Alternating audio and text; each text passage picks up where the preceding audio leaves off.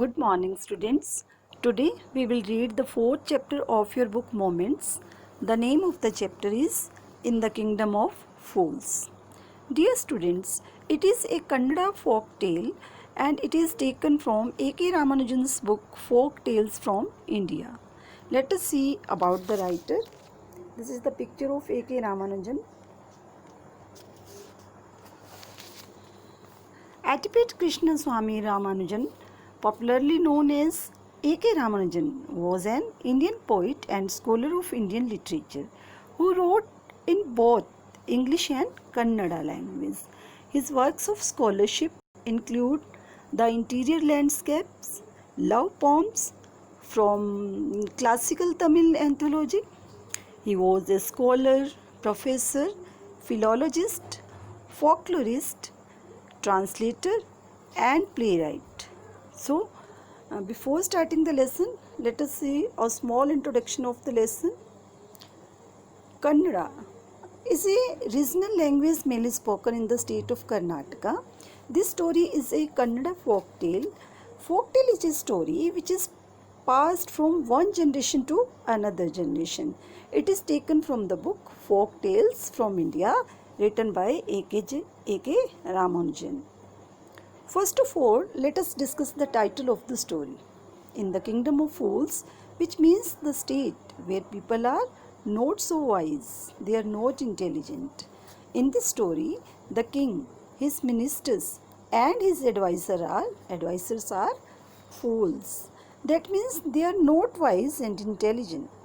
When this kind of people rule the kingdom, then what all happens has been told in this story. So let us start the lesson. This is the first passage of your lesson. In the kingdom of fools, both the king and the ministers were idiots. Idiots means unintelligent, not wise. They didn't want to run things like other kings. So they decided to change night to day and day into night. They ordered that everyone should be awake at night. Till means to cultivate land for farming, till their fields and run their business only after dark and go to bed as soon as the sun came up. It means when the day will start, they will go to bed. Anyone who disobeyed would be punished with death.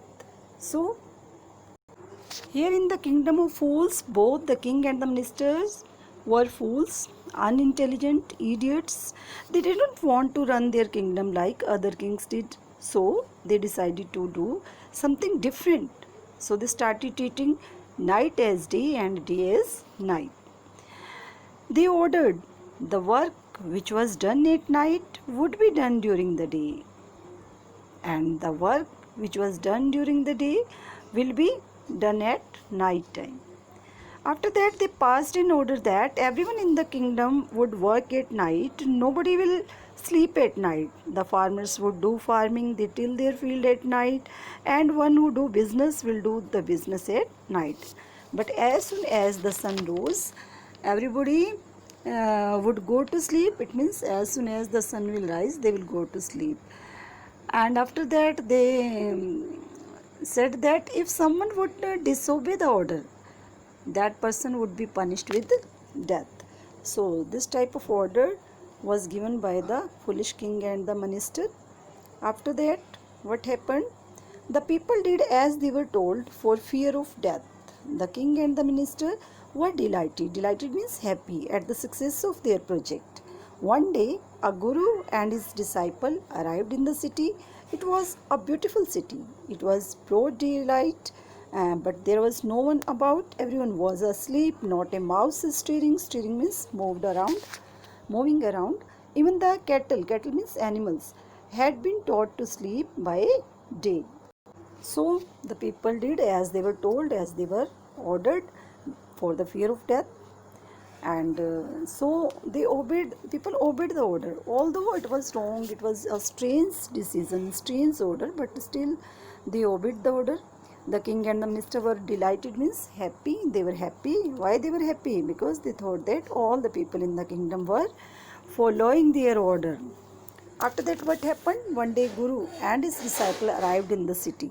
So one day, a Guru and his king and with his disciple arrived in that kingdom, and he saw that it was a beautiful city. It was a sunny day. It was broad daylight, but couldn't find anyone around.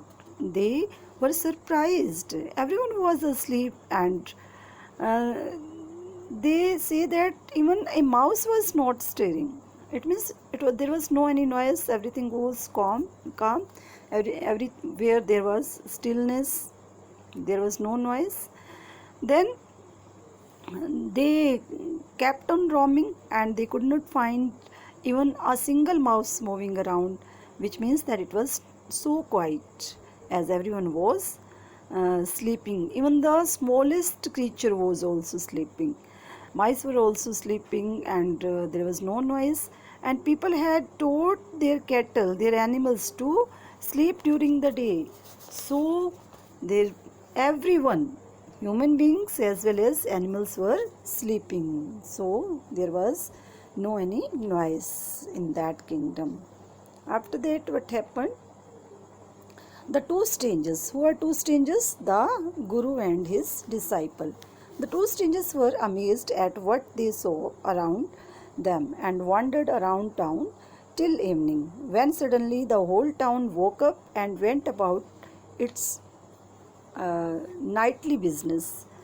The two strangers, it means the Guru and the disciple, were not aware that this kingdom was the kingdom of fools, and this kind of order was given by the king. So they were surprised to see that everyone was sleeping during the daytime.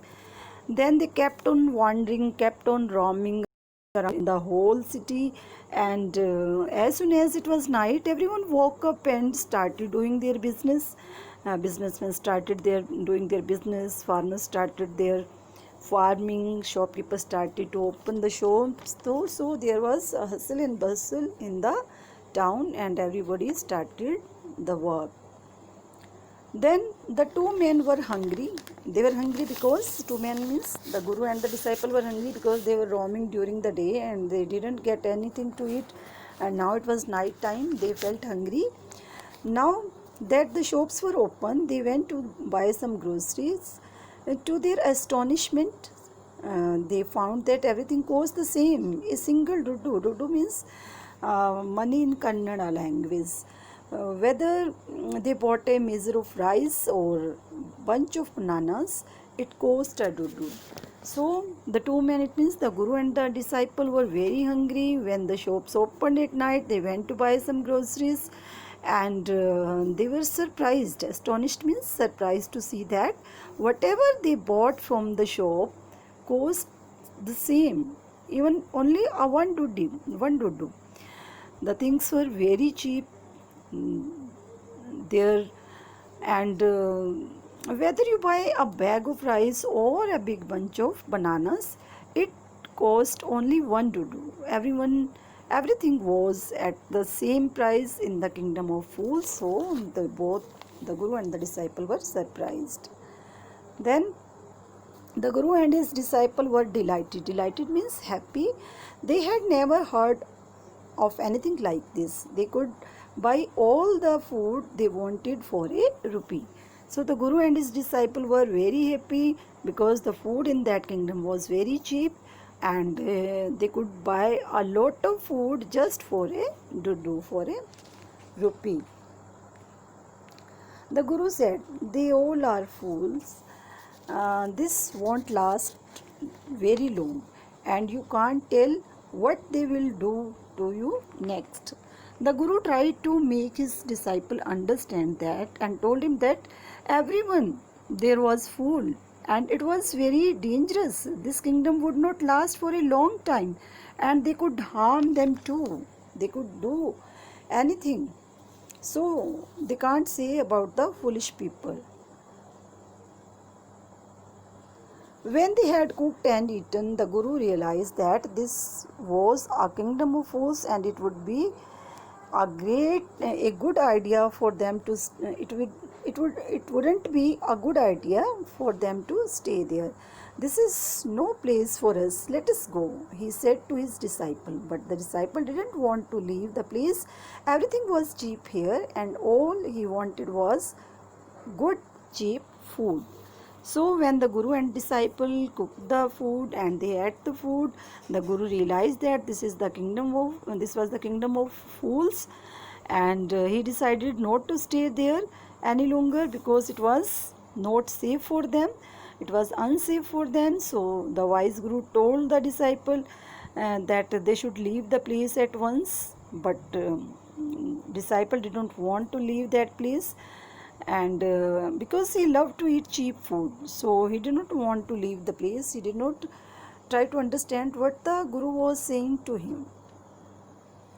But the disciple wouldn't listen to the Guru's wisdom. He wanted to stay. The Guru finally gave up and said, "Do what you want. I'm going," and left. The disciple stayed on at his fill every day, bananas and ghee and rice and wheat, and grew fat like a street side sacred bull. So what happened when he didn't listen his Guru? The Guru left him alone. Actually, the disciple was not foresighted like his Guru, and he could not understand what his Guru was trying to say. He wanted to live there and enjoy the cheap food. Finally, what the Guru did, the Guru left him alone, and he went from there.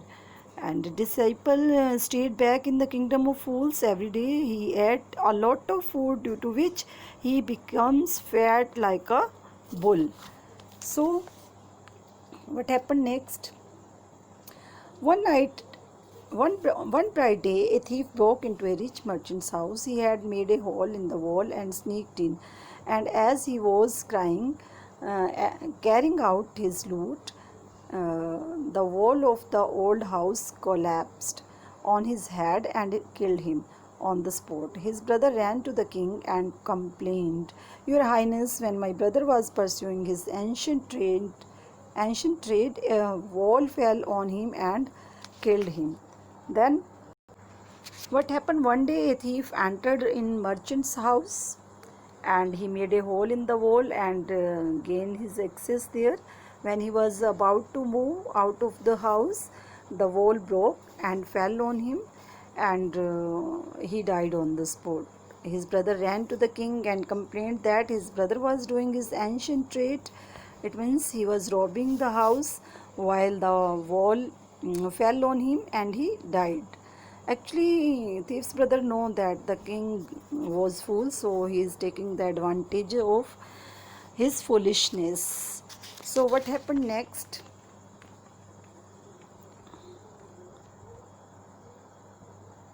This merchant is to blame. Here the speaker is thief's brother. He is saying that this merchant is to blame. He should have built a good strong wall. You must punish the wrongdoers and compensate the family for this injustice. The king said, "Justice will be done, don't we?" And at once summoned means called. Summoned the owner of the house. Then what happened? King's brother said that the merchant whose wall had fallen down on his brother was the culprit, and he should have made because he should have made a strong wall, and he requested the king to punish the merchant and compensate for that. The king was so foolish, he did not consider the fact. He only thought that the man died because the wall fell on him, and whose wall fell on him, and that person must be punished. So he called the merchant. Someone means called the merchant. Actually, he did not try to understand what happened. He just called the merchant to punish him. Then what happened? When the merchant arrived, the king questioned him, "What is your name?" "Such and such, your highness." When the king summoned the merchant and merchant arrived there, then the king questioned him that what his name was. Then he told his name. Then the king again asked, "Were you at home when the dead man burgled your house?" "Yes, my lord. He broke in, and the wall was weak. It fell on him." The accused pleads guilty. "Your wall killed this man's brother. You have murdered a man. You have to we have to punish you. So when he told the king his name, then the king asked him whether he was at home when the dead man was burgling his house. The merchant replied that he was at home, only the thief made a hole in the wall and entered in his house, and when he was trying to go out, the wall fell on him, and he died on the spot. After that, the king thought that the merchant was guilty, and he had done the wrong. So due to this weak wall, the thief died, and now the king thought that the merchant should be punished. So he said that they would punish the merchant for the killing of the thief. Lord, said the helpless merchant, I didn't put up the wall. It is really the fault of the man who built the wall. He didn't build it right. You should punish him. After that, when the king said that he would punish the merchant pleaded in front of the king. He requested that it was not his fault. The wall was weak because the person who made the wall, he did not construct it properly, and hence you should punish him. And then the king asked, who is that? King asked the name. Then the merchant replied that, my lord, this wall was built in my father's time. I know the man. He is an old man now. He lives nearby. He said that, merchant said that the wall was made during his father's time, and the person who built that wall now is an old man, and he knew him because he lived nearby. What happened next? The king sent out messengers to bring the bricklayer who had built the wall. They brought him tied hand and foot. You there? Did you build this man's wall in his father's time? Yes, my lord, I did. What kind of a wall is this that you built? It has fallen on a poor man and killed him. You have murdered him. We have to punish you by death. So the king sent his soldiers, sent his servants to call the bricklayer who built the wall. And what the servants did, they tied the hands and the feet of the bricklayer and brought him in front of the king. The king asked him if he had built the wall, and he said yes. He accepted that he had built the wall. Then the king said that the man had built a weak wall, and the work fell on the poor thief's head and killed him. The bricklayer would be punished for death. He would get the punishment.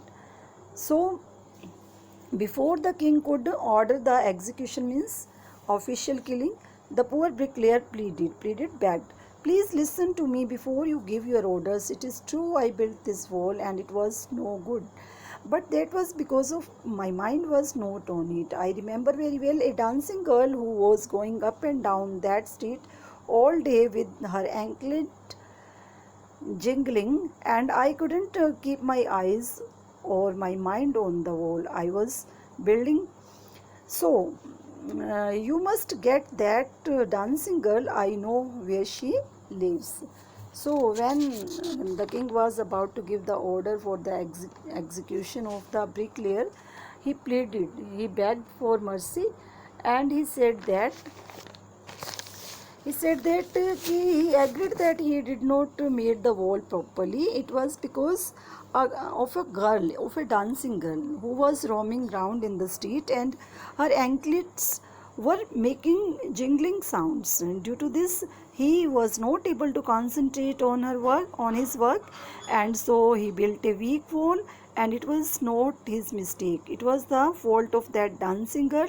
He said that he knew where the dancing girl lives, and she should be punished instead of him. So what the king said then?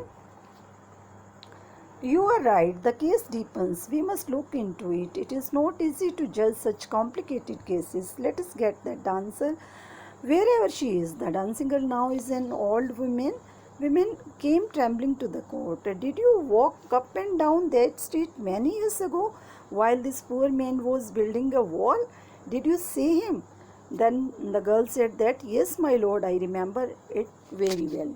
So the king was satisfied when the bricklayer was begging for mercy. The king was satisfied with his explanation. He was convinced with him, and he tells that the case is very complicated and he will not be able to solve it very easily. So he ordered his messengers, his soldiers, to get the dancing girl. The dancing girl had now become an old woman. She was trembling as she entered the court. The king asked that many years ago was she dancing and roaming around the lane while the bricklayer was constructing the wall.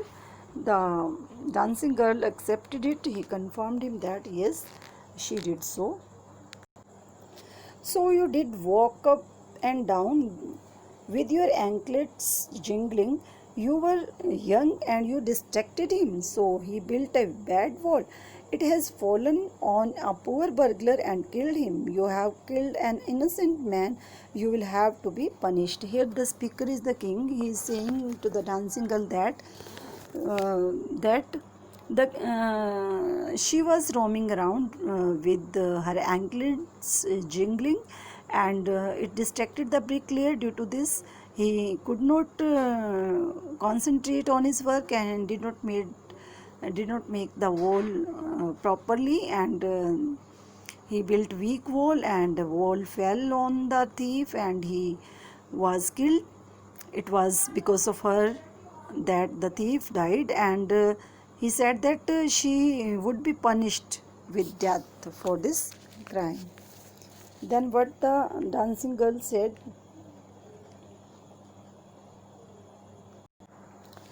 she thought for a minute and said, "My lord, wait, I know now why I was walking up and down that street. I had given some gold to the goldsmith to make some jewelry for me. He was a lazy scoundrel. He made so many excuses, said he would give it now and he would give it then, and so on all day.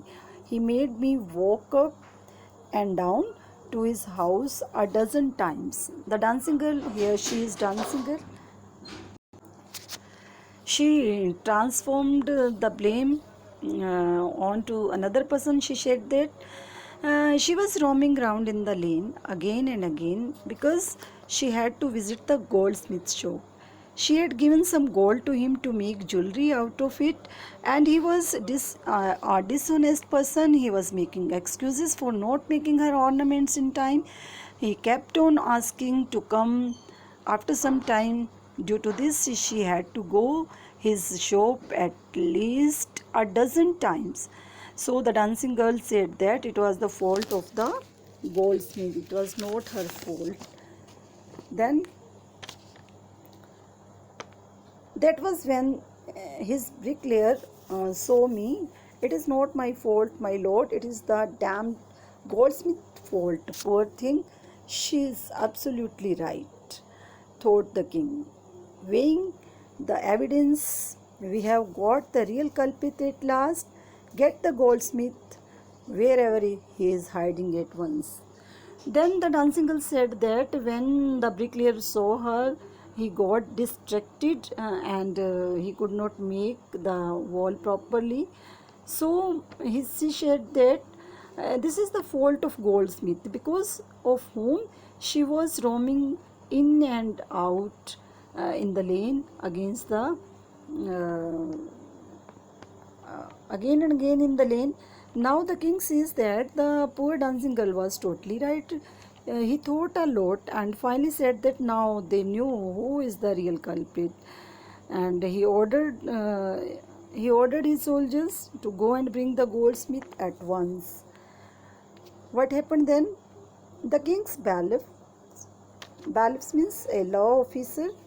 A law officer who makes sure that the decisions of a court are obeyed, searched for the goldsmith who was hiding in a corner of his shop. When he heard the accusation against him, he had his own story to tell.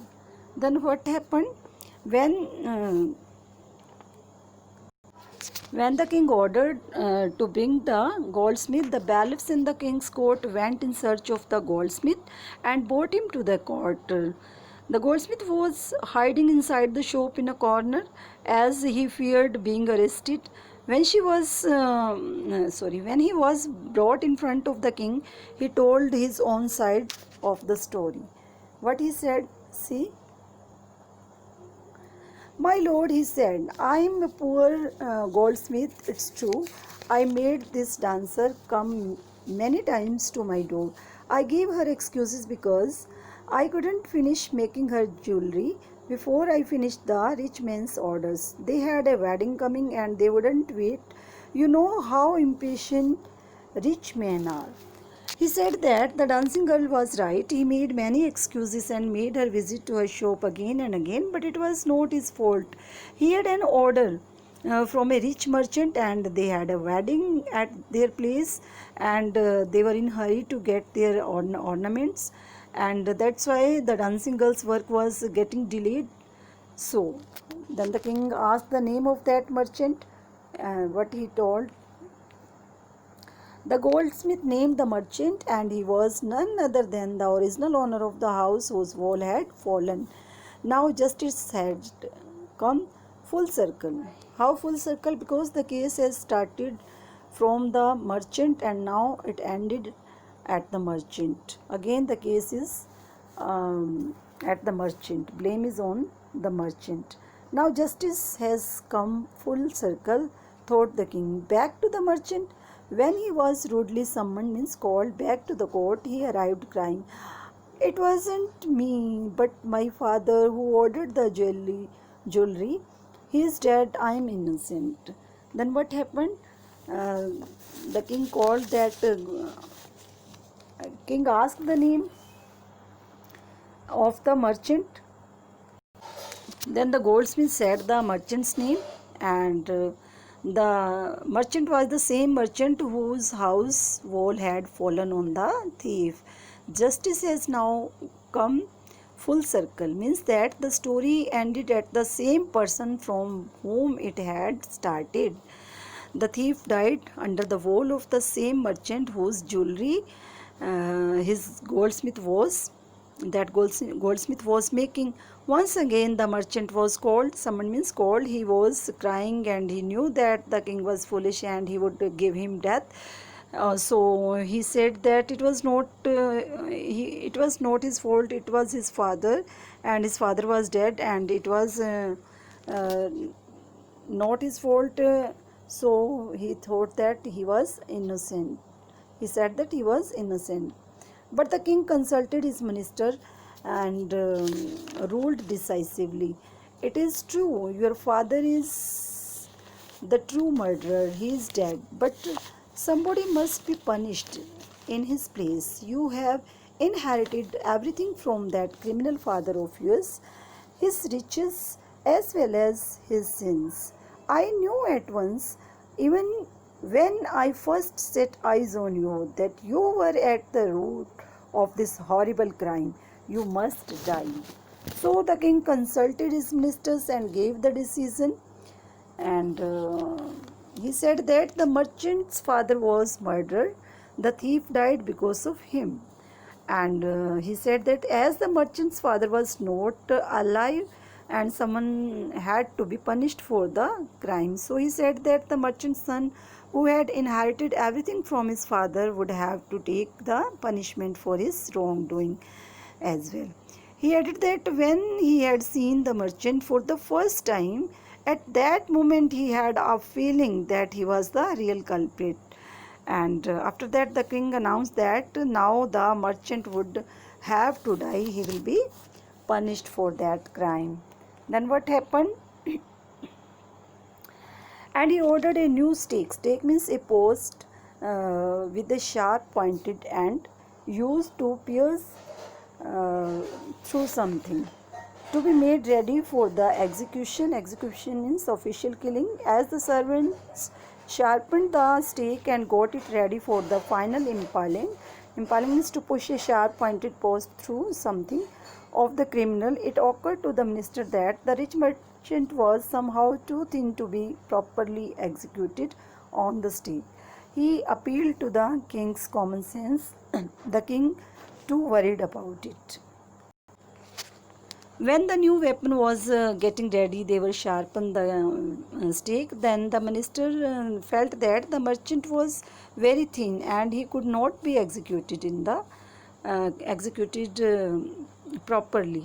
In this way, he told this to the king, and king was also worried about it.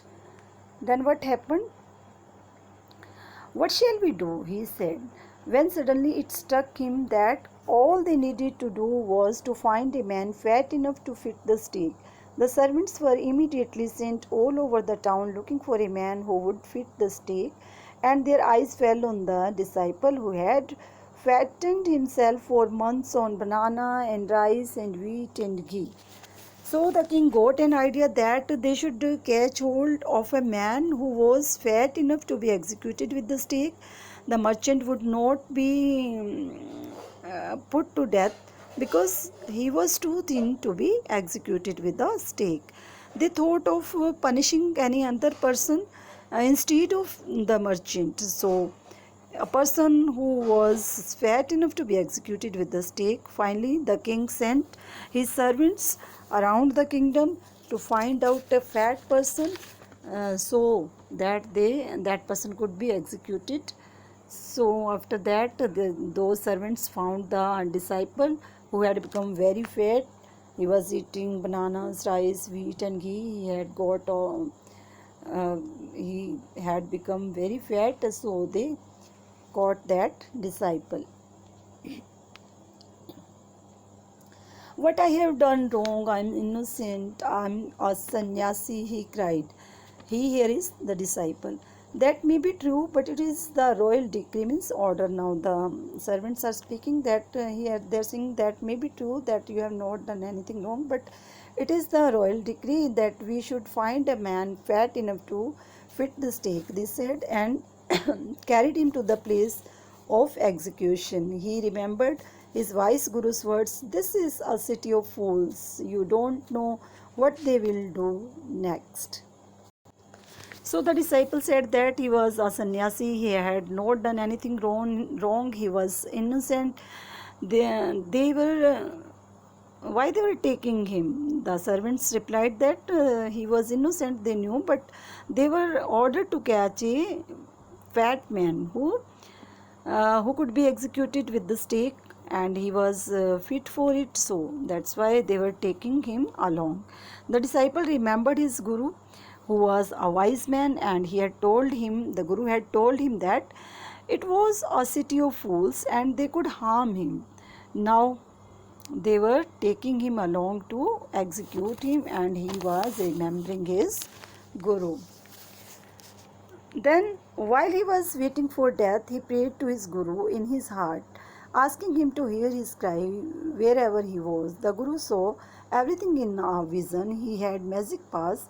He could see far, and he could see the future as he could see the present and the past. He arrived at once to save his disciple who had got himself into such a scrape. Scrape means a difficult situation that one has got into through love of food. The helpless disciple prayed the Guru and asked him to come to his rescue. The Guru could visualize his disciple's message due to his magical power. He could see everything. He could see even future, present, and the past. He could see everything in his vision. So at once the Guru arrived there to save his disciple. The disciple was trapped in a difficult situation, and the servants were about to execute him. Although he had not done anything wrong, still they were about to execute him. So the Guru came there to rescue him from this difficult situation. Then what happened? As soon as he arrived, he scolded the disciple and told him something in a whisper. Then he went to the king and addressed him, O wisest of kings, who is greater, the Guru or the disciple? Of course, the Guru, no doubt about it. Why do you ask? And the king is speaking. Then, now again the Guru is speaking. Then put me to the stake first, put my disciple to death after me. So, as the Guru met his disciple, at first he scolded him and then told him something in his ear. The Guru tried to trap the king in his words. He asked the king who was greater between Guru and the disciple. The king replied that of course the Guru was greater. Then the Guru said that for this reason, because the Guru was greater and the king must execute him before executing his disciple. Then when the disciple heard this, he understood and began to clamor. Clamor means shout loudly and insist for something. Then when the disciple heard this, he understood and began to clamor, me first, you brought me here first, put me to death first, not him. The Guru and the disciple now got into a fight about who should go first. The king was puzzled by this behavior. He asked the Guru, why do you want to die? We choose him because we needed a fat man for the stake. You shouldn't ask me such questions. The Guru is saying, you shouldn't ask me such questions. Put me to death first, replied the Guru. When the disciple heard his Guru's words, he started shouting and insisting that he wanted to die first. When the Guru and the disciple started fighting, and the king got confused, he got puzzled. He asked the Guru that why did he want to die? They had caught the disciple because he was fat enough, and they wanted a fat man who could be executed with the stake. But Guru refused to give the answer. He said that he wanted to die before his disciple. So what happened? Why?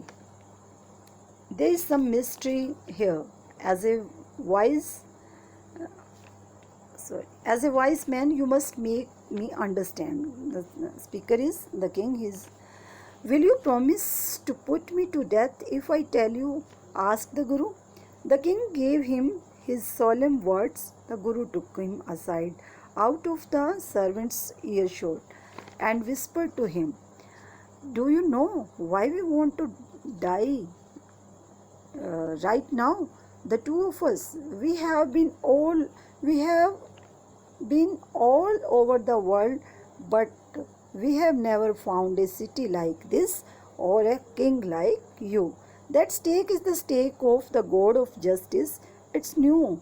It has never had a criminal on it. So the king felt that there was some mystery behind it. The Guru wanted to die before the disciple and he was eager to die. There must be some reason behind it. So he asked the reason. Then the Guru asked the king to promise him that he would execute him first if he would tell him the secret about why he wanted to be executed first. The king promised that he would execute him first. The Guru took the king aside and slowly told him, he whispered something in his ear, that they had roamed around the whole world but had not seen a city and a king like him. And he added that the stake which they would use to kill the disciple was the stake of justice, as it was new, it had not killed any criminal. So he further says that whoever dies on it first will be reborn as the king of this country, and whoever goes next will be the future minister of this country. We are sick of our ascetic life. It would be nice to enjoy ourselves as king and minister for a while. Now keep your words, my lord, and put us to death. Me first, remember.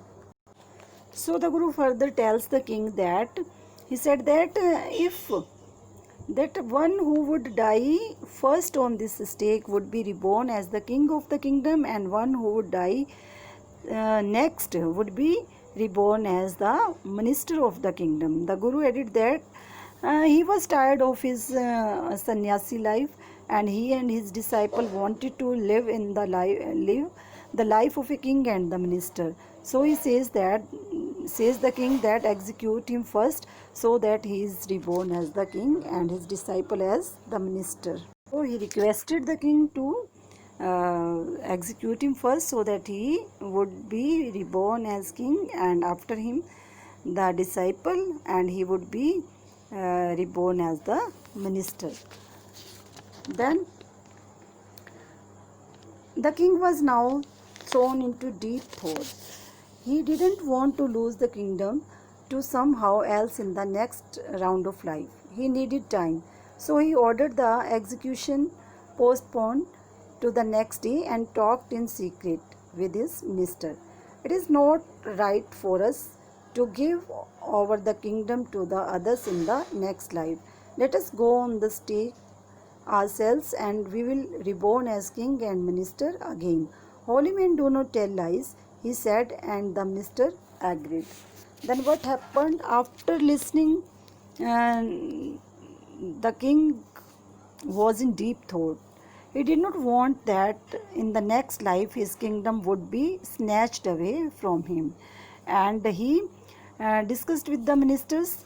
After that, the king told the minister that he did not want that in the next life his kingdom would be taken away.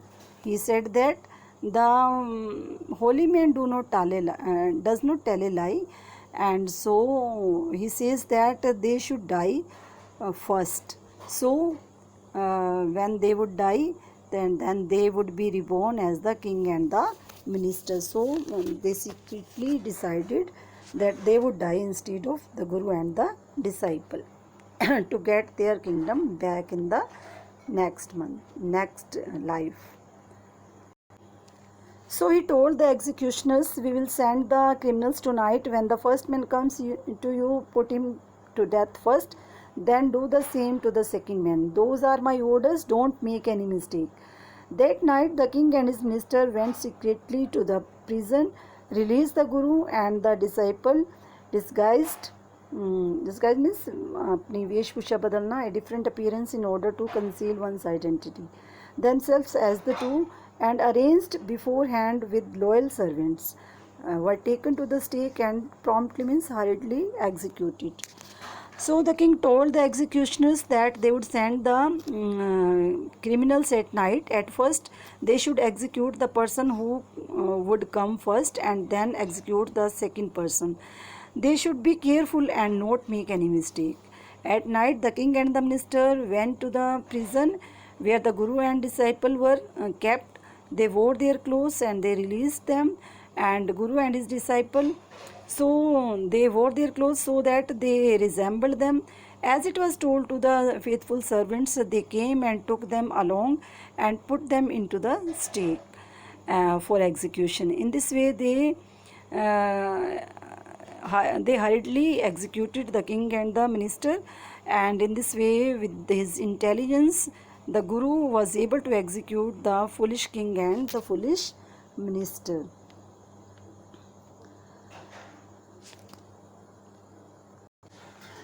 When the bodies were taken down to be thrown to crows and vultures, the people panicked. They saw before them the dead bodies of the king and the minister. The city was in confusion. All night they mourned and discussed the future of the kingdom. Some people suddenly thought of the guru and the disciple and caught up with them as they were preparing to leave the town unnoticed. We people need a king and a minister, said someone. Other agreed. They begged the guru and the disciple to be their king and their minister. When their bodies were taken away to be thrown, the people trembled to see the dead bodies of their king and the minister. Everyone was trembling because the dead bodies were not of the guru and the disciple. They were the dead bodies of the king and their minister. Everyone in the kingdom was mourning the death of their king and the minister. In the morning, some people thought of Guru and his disciple and felt that they should go to them. As the Guru and disciple were planning to leave the kingdom, the people stopped them and they thought that they needed a king and a minister, and so they requested the Guru and the disciple to be their king and the minister.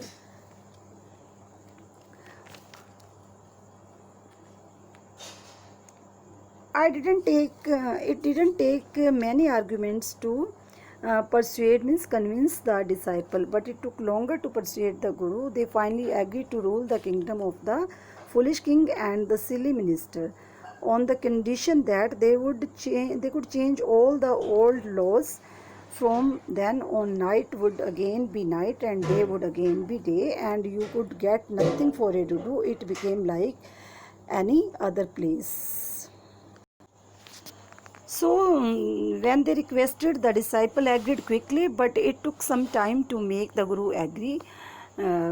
After that, when the Guru agreed to be the king of the kingdom, but he put some conditions that everyone would work in the day and sleep at night. Also, the cost of things would vary and not be one to do for everything as was the system earlier.